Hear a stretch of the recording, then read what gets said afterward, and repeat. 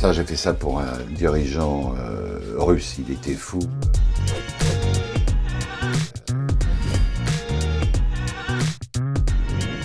Ah, génial. C'est bien, c'est des J'adore. marqueurs. Ouais, Ouais, toujours c'est des du sens. marqueurs Ouais. Oui, il faut raconter une histoire.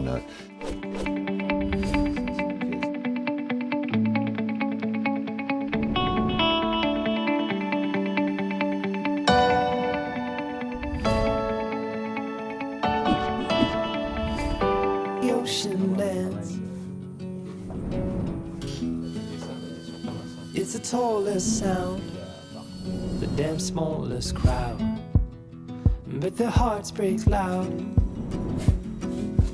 Far from ever feeling lost with me, I'll push you back towards the land and sea. They're going down for love and love is free. Il y aura la remise officielle aussi bientôt.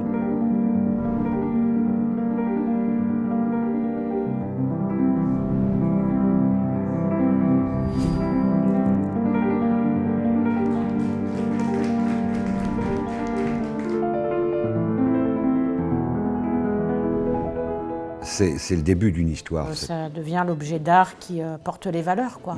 Tu vas récompenser les gens avec lesquels tu travailles et puis après tu vas pouvoir décerner. Le chef à qui tu auras décidé de remettre ça, il l'a à vie. Il va recevoir son phénix.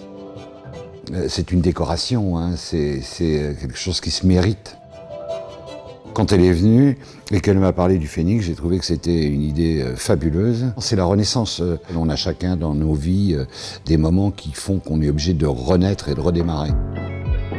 Quand j'ai créé l'agence, il me paraissait essentiel d'y associer un symbole, et qui était celui du phénix. Et ce phénix, pour moi, il est une véritable ode à la vie.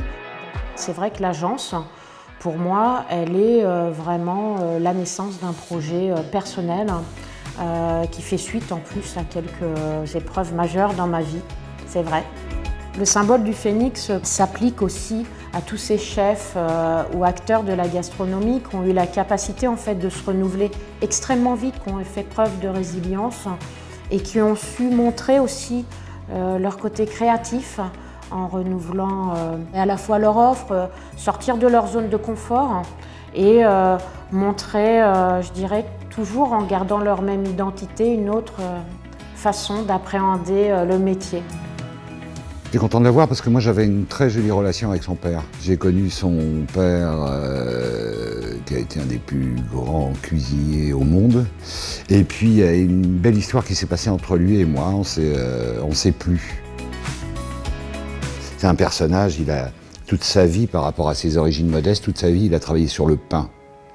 Et le pain, la cuisson du pain, c'était à l'oreille. Quand tu as Charles Barrier qui te raconte ça, c'est des moments que tu n'oublies pas, quoi. Chaque convive, en fait, repartait avec le pain, mais à la fois, c'est quelqu'un qui œuvrait en silence pour les restaurants du cœur, et ça, personne ne sait. Et personne, si je ne vous en parle pas, ne l'aurait su, parce qu'il n'avait pas besoin de faire état de ça.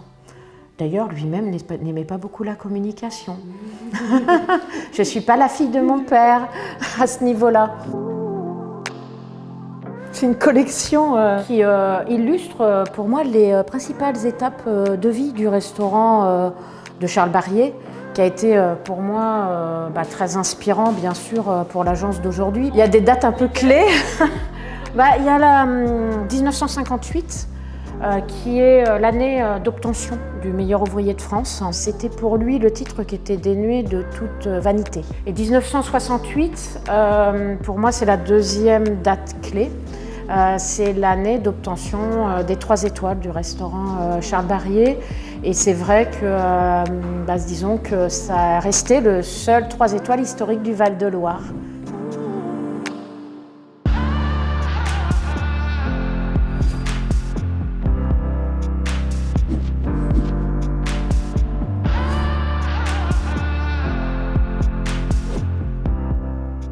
Il y a des bons talents en Val-de-Loire qui pourraient faire changer ce cours de l'histoire avec plaisir. Et toi, tu serais fière que ce soit un des chefs dont tu t'occupes? Ah oui, totalement, totalement. Je suis très contente de pouvoir contribuer à cet éventuel changement de cours de l'histoire. Oui, c'est le bureau que m'a offert mon papa et il est vrai que je trouvais que ça faisait sens et en tout cas j'essaye de lui faire honneur. À travers l'agence, en fait, on trouve important de pouvoir mettre en lumière voilà, tous ces acteurs qui font la gastronomie d'aujourd'hui. Pendant des années, en fait, on a, dans la perception extérieure, imaginé que la gastronomie était réservée aux étoilés. Pour moi, ce que je trouve essentiel, c'est de rendre hommage aussi à ceux qui la font, en commençant par ceux qui travaillent la terre. Donc rendre hommage aussi à tous ces métiers autour de la terre nourricière, ceux par qui l'histoire en fait commence. Moi j'ai essayé la cuisine. Ah oui? J'ai arrêté. Et quand j'étais môme, je m'étais essayé à la cuisine, j'avais envie... Un apprentissage? Non, pour mes potes, mes machins. Ah oui. Tu faisais des mélanges audacieux? Oh, j'ai fait des escalopes au chocolat, des trucs. La cuisine, c'est un art de l'instant, et les sensations que tu as eues, elles sont fugaces, elles sont dans ta tête. On a tous nos madeleines de Proust, on se souvient tous des madeleines de notre grand-mère, des confitures, des odeurs, de mille choses, des sensations, quoi. On est dans la sensation.